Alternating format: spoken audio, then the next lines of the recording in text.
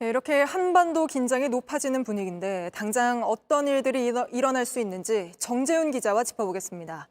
정 기자, 사실상 2018년 평창올림픽 이전 상황으로 돌아갔다 이렇게 봐야 합니까? 네, 일단 평창올림픽 이전 2017년 상황을 되돌아보면 북한이 당시 여러 번 ICBM을 쏘고 6차 핵실험까지 감행한 바 있습니다. 네. 당시 트럼프 대통령과 김정은 위원장 말폭탄 기억하시는 분들도 계실 텐데요. 이렇게 서로 자신의 책상에 핵단추가 있다면서 한반도 긴장을 최고조로 끌어올리기도 했습니다. 네. 그런데 2018년 초에 북한이 전격적으로 평창올림픽에 참석하기로 하면서 이후에 판문점 회담 등 두 차례 남북 정상회담이 열리고 9.19 합의까지 도출이 된 겁니다.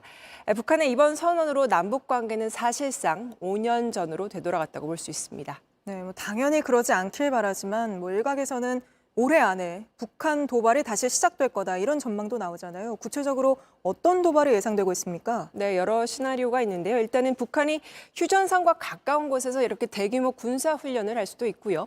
북방 한계선, 즉 NLL에서 포사격 훈련을 할 수도 있습니다. 그리고 네. 경비정의 NLL 침범과 같은 이런 해상 도발이나 또는 무인기 침투 같은 도발도 이뤄질 수 있습니다.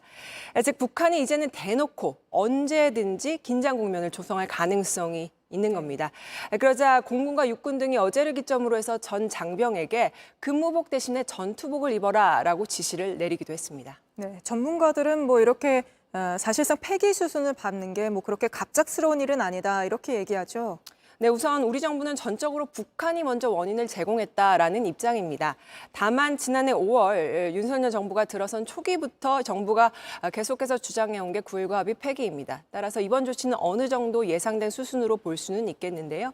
북한이 어기는데 우리까지 지킬 필요 있느냐라는 인식이 정부 안에서 힘을 얻기 시작하면서 이번에 효력 정지 조치까지 나올 수 있었던 겁니다. 네. 전문가들도 북한이 이번 조치를 사실상 기다린 걸로 보인다면서 북한의 도발의 명분을 만들어주게 된 셈이라는 평가를 내놓기도 했습니다.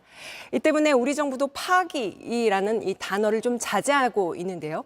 오늘 기자들이 당국자에게 북한이 이렇게 성명을 낸 것에 대한 입장이 뭐냐라고 묻자 통상적인 남북 합의는 쌍방이 파기에 동의해야지 효력이 발생한다라면서 정부는 파기에 동의한 바는 없다라고 선을 그었습니다.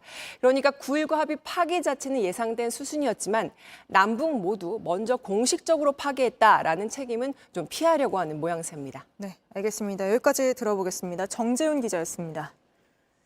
안녕하세요. 뉴스룸 앵커 한민용입니다. 오늘도 JTBC 뉴스룸을 시청해주신 여러분 고맙습니다. 오늘 저녁에도 뉴스의 현장에서 찾아뵙겠습니다.